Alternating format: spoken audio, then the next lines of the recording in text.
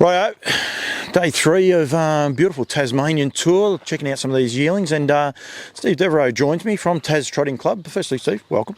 Thanks, mate. Good to be here today.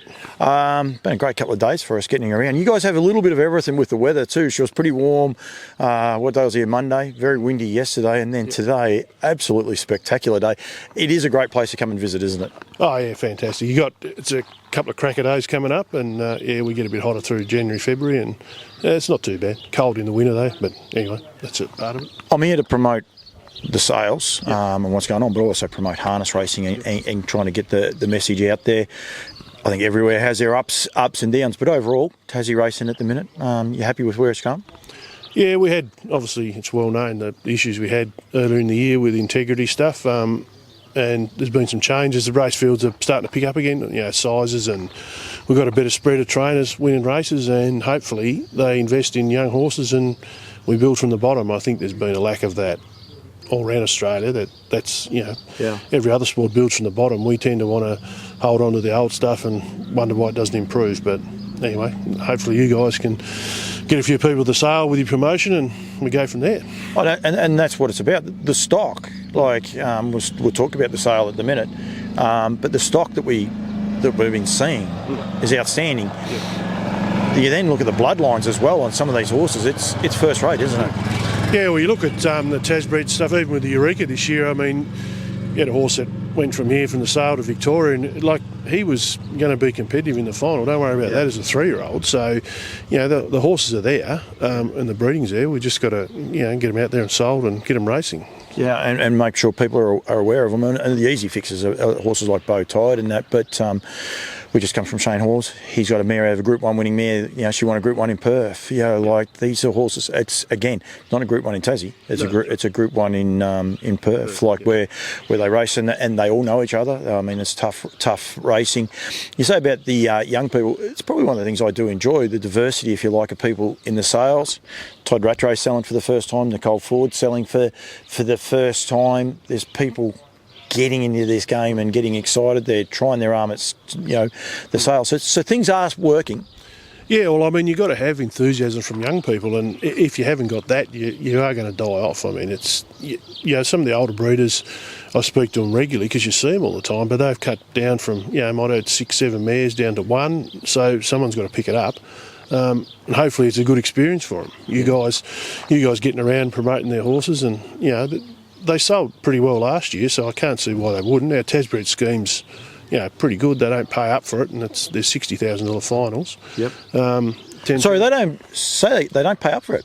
No, there's no foal registrations anymore here. There's pretty much free. There's no fee to go in the sale either. So you come out. You can race in these races with a $10,000 bonus for Tasbreds and race in 3, each age is $60,000 as you go through. So it's not a bad scheme. And the kicker for the people on the mainland is like $14,000 2-year-olds. That's your 2-year-old. Your base rate for a 2-year-old race is $14,000. Then there are ones that are better than that, and then they get $6,000. Cash on top. That goes to the owner if you're lucky enough to breed it and everything else. You get the rest of that 10. But that's just ridiculous, isn't it?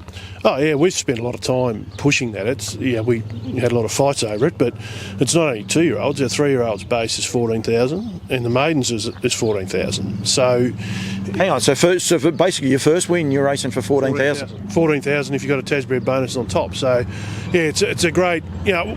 Our view as a club, and that if we don't promote young horses, and the good horses will go through anyway and win money.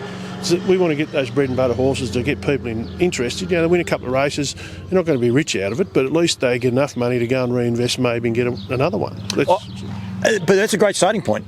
I mean, you're picking up the best part. If it's Tassie bred, you're picking up the best part of $20,000. You'll be shy of that. Okay, we'll probably drop off $4,000 maybe, but if you own it, breed it, the whole box and dice, you're getting a fair portion of that. Well, you get your Tasbred, but your next 2-year-old, I mean, we run a lot of 2-year-old races for 1-win 2-year-olds, so that's $14,000 too. So it's not like you drop off the first time.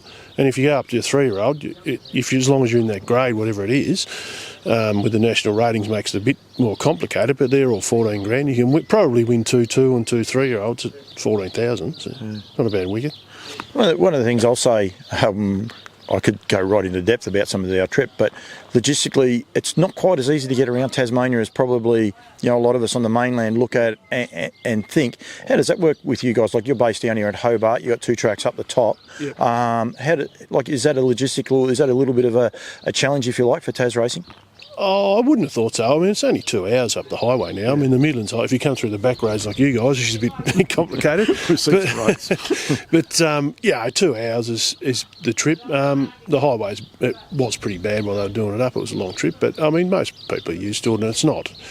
You talk about Victoria. I mean, you talk to some of them guys. 4 and 5 hours is just a normal trip. I mean, I think some guys come back from the Dominion overnight and drove the 8 or 9 hours back.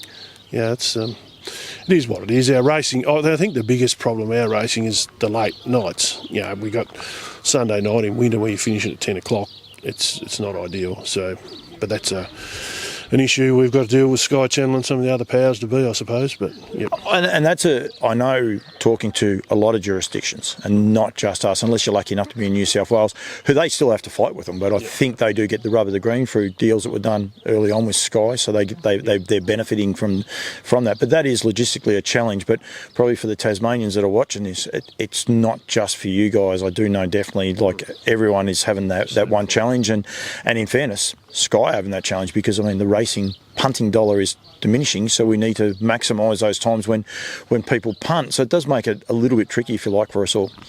Yeah, I mean, we've pushed for early, but you look at the schedule on even a Sunday afternoon. We're racing this Sunday afternoon, and we've actually had a few this year. But you look at the schedule, you want to be spot on with your starting times. There's not much room even on a Sunday. So I get it. Friday nights and Saturdays everyone'd like to race there, but there's a lot of racing. One of the, I think the challenges I see, Steve, is when going around and I suppose trying to get people to an industry and involved in an industry. It is expensive, and I've got a couple of floats down there over your shoulder, and we're a little ways out the road. Land is harder to get. It's not that easy. Training centres and things like that on the radar for Tasracing, and is that something that you guys, especially down here, are potentially looking at and trying to facilitate to get young people into the game? Yeah, there's been a lot of discussion on that. I mean, that's even where I live just down the road. 20 years ago when I moved, it was all 10, 15, 20 acre paddocks with mares and foals down there, and now there's houses. The training centre at Brighton is in good condition. It's a good setup. It just needs some public facilities, I suppose, stabling to get people to be able to come there. They've done some work at Carrick. I think that's got to be the future. I mean, you talk to people in other states, and that's the way they see it as well. Even Menangle, I mean, it's pretty much it's open country, but I tell you what, they're closing in close on it with houses. Yeah. So if they haven't got that facility there, where are these people going to go to? So. I think you used Menangle. One of the challenges they had in New South Wales, I remember when it started, everyone said it's a basket case, it won't work. Now people want to get there a little bit. That's their prize money, but sticking fat, I suppose, too, is one of the things. So Brighton, there is a training facility there. Yeah, no, it's a good training track. It's probably just lacks stabling, so that's a future project for Tasracing, I suppose. But as with the punting dollar going down and down, it's hard to fund this infrastructure. It's probably something that needs to be taken up with governments as much as anything. I mean, there's plenty of young people out there looking for something to do, and we'd be better off getting them into racing, or at least getting them outside instead of on computers and iPads. And that's one of the challenges, is the mix of technology versus being human beings, I suppose. So I will say the other thing I see is we need to embrace that, though. We need to open our eyes as well, if you like, the older people, to say, rightio, technology is coming. Let's not hide from it. Let's go with it. So it is one of those things. The club itself going okay? Oh yeah, we've had a couple of good years. It's been a challenge with some of the racefield stuff and some of the issues we've had, which haven't been dealt with very well by government, but that's out of our control. We race 42 times a year. We've got a couple of nice meetings. Tasmania Cup meetings, always good. We've run the Bow Tide, which is the qualifying race for Eureka the last few years. We've recently, the second year, a Dynamo Series, which was one lap races, which we had nearly 1,000 people on track from sporting clubs on the night. So it was a Friday night, a Sky 2 meeting. It's a fantastic concept, and it worked really well. So we think you've got to engage the community, engage. And at sporting clubs, there's people in there, they like a punt, they don't mind having a beer, and they're the people we've got to encourage to come along. They're not going to come every week, but if we can get them half a dozen times a year, well, so be it. So. And we encourage people to think outside that square, if you like, as well. And that I don't really like the 1,000-metre races, probably because I'm old and traditionalist and things like that. But there is a place for them, and I don't think wall to wall all year round is that place. But definitely those carnivals, if you like, where we embrace the speed and set the track alight, set some times alight is when we want it. Steve, thank you. Thanks for coming out here to Susan Streit. So I actually now know where Street Kid come from, because it was always one of those names that had me, but I now got it. I just on the wall up there. So. Yeah, I just worked that one out there. You're almost out of that picture. You're a bugger. You come back half a stride, because you're one of those walkers, but that's okay. I really appreciate it. Anytime I can do anything, but we want to make sure people come down here as well for the 1st of March for the sales. That's the whole idea of it, is to get people here to the sales. We want to sell some of these horses back to the mainland. On type, they'll fit. On breeding, they'll fit. We just need people to be aware that it's here, and some of these great bonuses that are on offer. Yeah, no, hopefully people come along. Good time of year, March, nice weather, and stick around for some good racing as well. There's a sign out that says beware of the guard dog, and you just rubbed up against me. I tell you, it makes a man a bit nervous, that does. I've got 2 German Shepherds at home, but I know he's pretty friendly, but anyway, you don't want him chasing you. Definitely not. Steve, thanks for joining me. Really appreciate it, mate. Anytime I can do anything on Campbell's Comments, sing out. Don't ever be scared to sing out. And they tell me you're heading up to Queensland as well for their sales drivers series as well. A little birdie told me. Apparently I'm going up there. There's a bit going on in that space, but anyway, we'll see how we go. Yeah, it's a bit of fun, but that'll be okay. Don't worry about it. I was talking to the big boss. He was happy you were coming. So good on him. Hopefully a good time. Should be a good series. Steve, thank you very much, mate, and thanks for joining me. No problems, mate. Thank you.